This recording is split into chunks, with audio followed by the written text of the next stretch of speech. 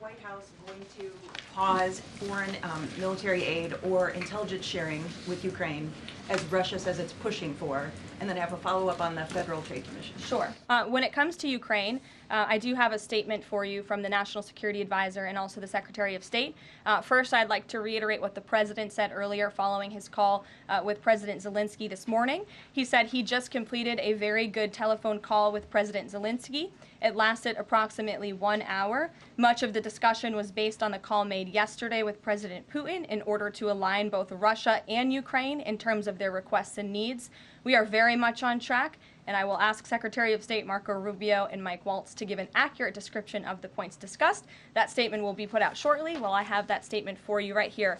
Bear with me as I read it. Today, President Trump and Ukraine's President Volodymyr Zelensky had a fantastic phone conversation. President Zelensky thanked President Trump for a productive start for the work of the Ukrainian and American teams in Jeddah on March 11th. The meeting of the senior officials from both nations significantly helped in moving toward ending the war. President Zelensky thanked President Trump for the support of the United States, especially the Javelin missiles that President Trump was first to provide in his efforts towards peace.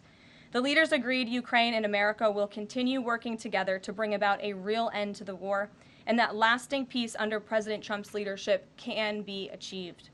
President Trump fully briefed President Zelensky on his conversation with Putin and the key issues discussed. They reviewed the situation in Kursk and agreed to share information closely between their defense staffs as the battlefield situation evolved. President Zelensky asked for additional air defense systems to protect his civilians, particularly Patriot missile systems, and President Trump agreed to work with him to find what was available, particularly in Europe. The two leaders also agreed on a partial ceasefire against energy. Technical teams will meet in Saudi Arabia in the coming days to discuss broadening the ceasefire to the Black Sea on the way to a full ceasefire. They agreed this could be the first step toward the full end of the war and ensuring security. President Zelensky was grateful for the president's leadership in this effort and reiterated his willingness to adopt a full ceasefire. President Trump also discussed Ukraine's electrical supply and nuclear power plants. He said that the United States could be very helpful in running those plants with its electricity and utility expertise.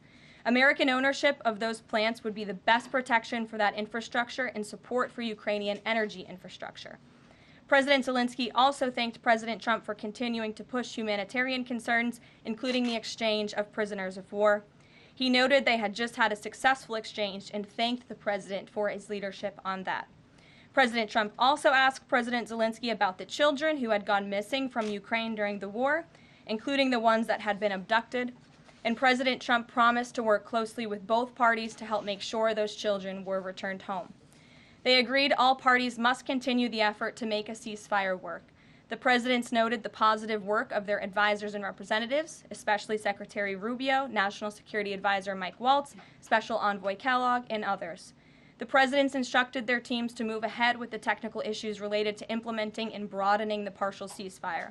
The presidents instructed their advisors and representatives to carry out this work as quickly as possible.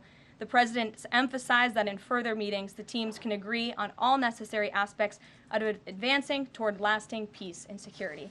That is a lengthy statement that was just given to me, so thanks for bearing with me. Our office will, of course, provide this after. And as you know, as I just pointed out in the statement, the president's team of negotiators and national security experts will be heading to Saudi again later this week to continue working on and ironing out the details. But I would just like to emphasize we have never been this close to peace, and it's only because of President Trump that we are here. I think a couple of years ago, as you all reported on the war, it was incomprehensible to have a partial ceasefire in this conflict. And today, that is true because of the leadership of this president. So they agreed to closely share information between their defense staffs. Does that mean all intelligence sharing will continue? So the White House is rejecting Russia's request to pause. Intelligence sharing in terms of defense for Ukraine will continue to be shared. Mary. Thanks, Karoline. I have 2 questions. Thanks for watching. Like and subscribe to the WSBT 22 YouTube channel.